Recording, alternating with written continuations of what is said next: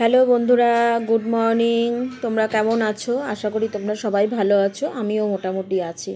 তো এই ভিডিওটা হচ্ছে শনিবারে, সেদিন রঙ্গনের ভর্তি ছিল, মানে 5-এর ভর্তি। তো সকাল সকাল রান্নাবান্না করে নিচ্ছিলাম। তো ডাল আর বেগুন ভেজে চলে যাব একটু পরেই, তারপরে আলুর দমটা করব। যাই হোক, সব কিছুই তোমাদের সাথে একটু একটু শেয়ার করব। তো এই যে আলুটা সেদ্ধ করে নিয়েছি, তো আলুর খোসাগুলো ছাড়িয়ে নেব। আর পেঁয়াজ আদা রসুন সব কুচিয়ে নিয়েছি আর কি। আর আদা রসুনটা বেটে নেব ভালো করে। তো নতুন আলুর দম খেতে ভীষণ ভালো লাগে। তো ভাবলাম যে তাই আলুর দমই করি, আর বেশি কিছু সেরকম রান্না করব না। তো এই সময় ক্যামেরাটা হয়তো একটু নড়ে গেছিলো, ওই জন্য ছবিটা একটু একটু অন্যরকম এসেছে, অল্প কেটে গেছে আর কি। তো তোমরা একটু অ্যাডজাস্ট করে নিও। বুঝতেই পারছো, হুটোপাটা একটা জায়গায় বেরোবো, তো ওই জন্য আর কি। তো ভাবলাম, রঙ্গনের বাবা বললো তুমি রান্নাটা করেই নাও, কারণ ওখানে গেলে আমাদের প্রচুর দেরি হবে। তো এসে আর আলুর দম করতে হবে না, তুমি রান্নাটা করেই নাও। তো আলুর দমটা করে ভাতও করে সমস্ত কিছু করে আর কি বেরোবো আমরা। তো বন্ধুরা, আজকে খুব ছোট ভিডিও রাখছি, তোমাদের ভালো লাগলে অবশ্যই একটা লাইক করে দিও। যারা আমার ভিডিওটা দেখছো তারা অবশ্যই একটা লাইক করে দিও, আর অবশ্যই আমার পাশে থেকো। এই যে আলুর দম একবারে অনেকটাই করেছি, পুরো 1 কেজি আলুটাই বসিয়ে দিয়েছি আর কি। দুবেলা খাওয়া হবে, তো একটু লাগবেই। এই যে আলুর দমটা হয়ে গেছে, ঘরে নিয়ে গিয়ে রেখেছি, তোমাদের সাথেও দেখিয়ে দিলাম। কেমন হয়েছে অবশ্যই কমেন্ট করে জানিও। আর এই যে বন্ধুরা, বিকালে ভর্তি করে আসার পরে আর কি ছাদে বসেছি। তো দেখো, সমস্ত কিছু ছাদে রোদে দিয়েছি, যত যা ছিল। তো রঙ্গন ভীষণ দুষ্টুমি করছিল, বসে বসে খেলছিল, সব চাকু মাকু নিয়ে এসেছে। আর যত অ্যালোভেরার গাছ আছে সব গাছ থেকে পাতা কেটে কেটে ও বসে বসে কুচি কুচি করছিল। তো স্কুলে প্রচণ্ড ভিড় ছিল, প্রচুর লাইন ছিল, সেটাও তোমাদেরকে একটু দেখাবো আমি, যে স্কুলে গিয়ে কি হয়েছে। তো অল্প একটু ভিডিও করেছি, কারণ আমি একদিকে লাইন দিয়েছিলাম, রঙ্গনের বাবা একদিকে লাইন দিয়েছিল।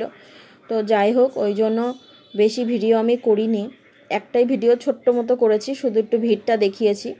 ও তারপরে প্রচণ্ড রোদ ছিল, গরমও লাগছিল, আর আমি বেশি রোদ সহ্য করতে পারি না, তবু একটু ছাওয়ায় গিয়ে দাঁড়াচ্ছিলাম বারবার করে। ভাগ্যিস ওকে নিয়ে যায়নি, একটা ছেলে পড়ে গিয়ে মাথা ফেটে গেল, ওকে হসপিটালে নিয়ে গেল। যাই হোক, অনেক কিছুই হয়ে যায়। যে স্কুলের একটু ভিডিও তোমাদের একটু দেখায়, ওই শেষ মাথায় আর কি ওখান থেকে লাইন শুরু হয়েছে, এই যে সোজা লাইন গিয়ে বেঁকে গেছে, লাইনটা পুরো দেখা যাচ্ছে না। তো রঙ্গনের বাবা যে হলুদ কালারের ফুলহাতা গেঞ্জি, ওটা রঙ্গনের বাবা দাঁড়িয়েছে লাইনে। আমাদের 74 নম্বর লাইন নাম্বার হয়েছে, তো সেই হিসাবেই লাইনে দাঁড়িয়েছে। আর সকালবেলা ভোর 8টা থেকে এসে সবাই নাম দিয়ে গেছে, সেই হিসাব করেই সবাই লাইনে দাঁড়িয়েছিল। যাই হোক, বাড়ি চলে এসেছি। আর তোমাদের সাথে একটা জিনিস শেয়ার করিনি, এই যে আমি কিছু ধনে ভিজিয়ে রেখে একটু মাটির ওপরে একটা ঢাকনা, বালতির ঢাকনার ওপরে ছড়িয়ে দিয়েছিলাম। তো অনেক আমার ধনেপাতা গাছ বেরিয়েছে, তো ভাবলাম তোমাদের সাথে একটু শেয়ার করি, তো ভালো লাগবে তোমাদের। আমি টুকটাক যখন রান্না করি, অনেক সময় ঘরে ধনেপাতা থাকে না, তখন একটু ছিঁড়ে ছিঁড়ে ওর মধ্যে দিয়ে দিই। তো ওই জন্যই আর কি করে রাখা, প্রতি বছরই করি।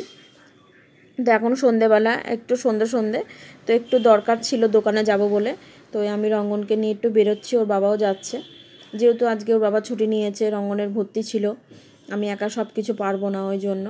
তো রাস্তা তো একদম ঠান্ডা বলে একদম রাস্তাঘাট ফাঁকা, এই দেখো। আর রঙ্গনের বাবা গাড়ি নিয়ে নিয়েছে, এবার আমরা বেরোবো। বেরোনোর নাম শুনে রঙ্গন ভীষণ খুশি, ও নাচছে দাঁড়িয়ে দাঁড়িয়ে। তো চলো আমার সঙ্গে থাকো, দেখতে থাকো। তো বন্ধুরা, বাড়ি চলে এসেছি। তো এখন প্রায় 7টা বাজে, গিয়েছি আর চলে এসেছি।